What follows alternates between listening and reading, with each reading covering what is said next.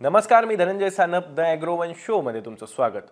राज्यातील शेतकऱ्यांना मोठ्या प्रमाणात एक अपेक्षा लागून राहिलेली आहे आणि ती अपेक्षा काय आहे तर शेतकरी संपूर्ण कर्जमाफीची। आता या अपेक्षेचं कारण मुळात काय आहे हे आपल्याला माहिती आहे। एक तर राज्य सरकारने म्हणजेच मुख्यमंत्री देवेंद्र फडणवीसांनी ज्यावेळेस ते उपमुख्यमंत्री होते निवडणुकींच्या पूर्वी, विधानसभा निवडणुकांच्या पूर्वी, त्यावेळेस त्यांनी शेतकऱ्यांना संपूर्ण कर्जमाफीचं आश्वासन दिलेलं होतं। दुसरीकडे भाजपने सुद्धा जाहीरनाम्यात शेतकऱ्यांचं संपूर्ण कर्जमाफ करू असं सांगितलेलं होतं की राज्य सरकार ज्यावेळेस सत्ता स्थापन करेल, राज्यात सरकार स्थापन होईल त्यावेळेस पहिला निर्णय हा महायुती सरकार शेतकऱ्यांना कर्जमाफी देण्याचा घेईल अशी शेतकऱ्यांना आस लागलेली होती। परंतु राज्य सरकारने पहिल्या कॅबिनेट मंत्रिमंडळ बैठकीपासूनच या निर्णयाकडे एक प्रकारे कानाडोळा करत करत आजपर्यंत म्हणजे जवळपास 3 महिने झालं अधिकृत भूमिका राज्य सरकारने याबद्दलची जाहीर केलेली नाहीये।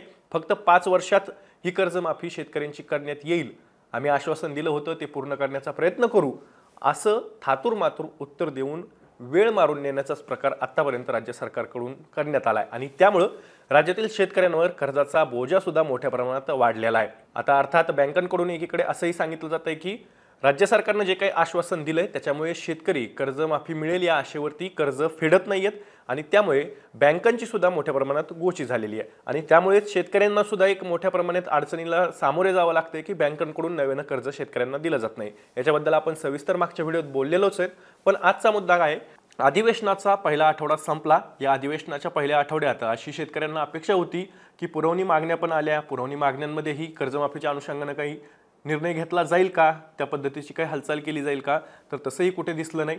पहिल्या आठवड्यात खरं तर विरोधी पक्षाकडून या कर्जमाफीच्या मुद्द्यावरती रान उठवायला हवं होतं, परंतु विरोधी पक्ष सुद्धा कमजोर झालेला दिसला आणि कर्जमाफीच्या मुद्द्यावरती विरोधी पक्षातील कुठल्याही नेत्यानं, कुठल्याही आमदारानं स्पष्टपणे काही भूमिका घेतली नाही आणि सरकारला सुद्धा धारेवर धरलेलं नाहीये।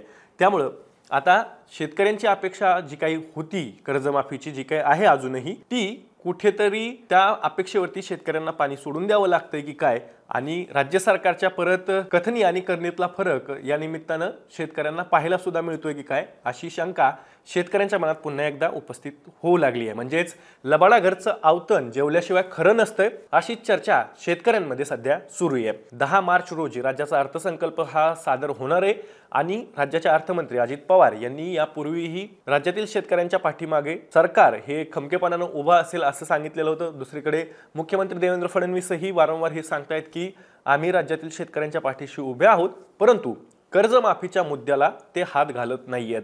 त्याबद्दल राज्य सरकारने सोयीस्कर मौन बाळगलेलं आहे। अर्थात आपण सुरुवातीच्या टप्प्यात म्हणजे सरकार ज्यावेळेस स्थापन झालं त्यावेळेस आपण हेही बघितलं की महायुतीच्या अंतर्गत जे काही पक्ष आहेत तिन्ही या पक्षामध्ये सुद्धा आपापसात शेतकरी कर्जमाफीवरून एकमेकांवर कुरघोडी करण्याचा प्रयत्न सुरू झालेला होता। पण आता शेतकऱ्यांना जी काही अपेक्षा आहे ती अपेक्षा आहे की अर्थसंकल्पात शेतकऱ्यांना मोठ्या प्रमाणात ही कर्जमाफीची जी काही मागणी आहे ती राज्य सरकारकडून पूर्ण केली जाईल अशी अपेक्षा आणि अर्थात राज्याचे अर्थमंत्री अजित पवार या अर्थसंकल्पात ही मागणी पूर्ण करतील अशी शेतकऱ्यांची मागणी आहे। परंतु अद्याप तरी राज्य सरकारकडून या संदर्भात कुठलीही हालचाल करण्यात आलेली नाहीये। ताकापुरती आजीबाई अशा प्रकारची जी आपल्याकडे मन आहे तीच राज्य सरकार शेतकऱ्यांच्या अनुषंगाने खरंच अंमलात आणतंय की काय अशी परिस्थिती आहे। म्हणजे निवडणुकीच्या पूर्वी शेतकऱ्यांच्या मतांची राज्य सरकारला म्हणजेच महायुती सरकारला ही गरज होती, त्यामुळे शेतकऱ्यांना संपूर्ण कर्जमाफीची आश्वासनं राज्य सरकारकडून त्यावेळेस देण्यात आली।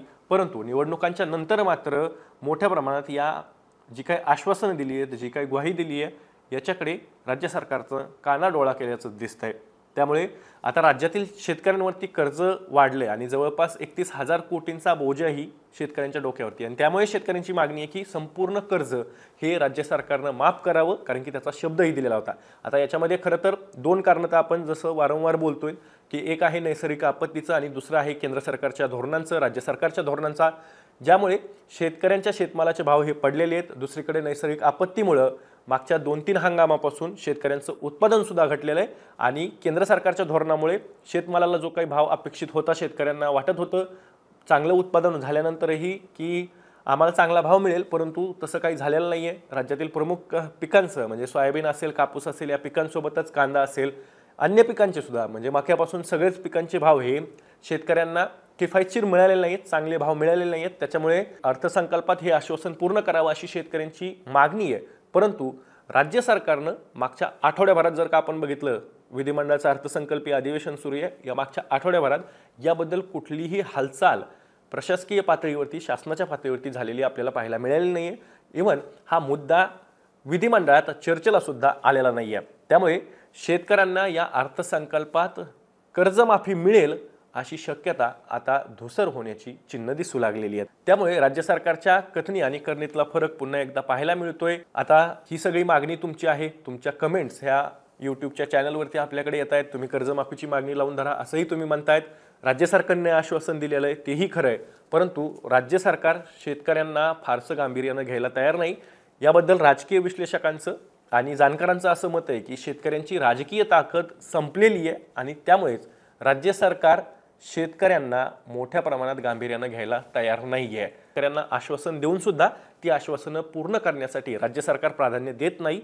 त्यामुळेच कुठेतरी राज्य सरकारच्या नजरेत शेतकऱ्यांची राजकीय ताकद या राज्यातील आणि देशातील पक्षांसमोर, राजकीय पक्षांसमोर शेतकऱ्यांची राजकीय ताकद संपल्याचं त्यांनी मनोमन मानलंय आणि ते निवडणुकांमधून सुद्धा दिसतंय असं राजकीय विश्लेषकांचं म्हणणं आहे. अर्थात याच्यामध्ये लाभार्थी योजना आहेत, जातीपातीचं राजकारण आहे, धर्मांचं राजकारण आहे. त्यामुळे आपल्या ज्या काही मूलभूत मागण्या आहेत त्याही पूर्ण केल्या जात नाहीत अशीच एकूण परिस्थिती आहे. अर्थात यासाठी राज्य सरकार जेवढं जबाबदार आहे तेवढं आपण सुद्धा जबाबदार आहोत, हेही तेवढंच खरं आहे. आता हे कटू असलं तरी हेच सत्य आहे. राज्य सरकार अर्थसंकल्पात खरंच शेतकरी कर्जमाफी करेल का? कमेंट बॉक्समध्ये नक्की तुमची कमेंट व्यक्त करा. तुमचं मत, तुमची प्रतिक्रिया नक्की व्यक्त करा. मी तुमच्या सगळ्यांच्या प्रतिक्रिया ह्या आवर्जून वाचत असतो. मी या माहितीसोबत, या विश्लेषणासोबत मी तुर्तास इथेच थांबतोय. मी दररोज संध्याकाळी 6 वाजता ॲग्रोवनच्या यूट्यूब चॅनलवर शेती आणि शेतकऱ्यांच्या हिताचे मुद्दे घेऊन येत असतो. त्यामुळे तुम्ही अजूनही ॲग्रोवनच्या यूट्यूब चॅनलला सबस्क्राईब केलं नसेल तर लगेच सबस्क्राईब करा. व्हिडिओ जास्तीत जास्त शेतकऱ्यांपर्यंत पाठवण्यासाठी व्हिडिओला लाईक आणि शेअर नक्की करा. आपण पुन्हा भेटू. तोवर तुम्ही तुमची आणि तुमच्या जवळच्या माणसांची काळजी घ्या.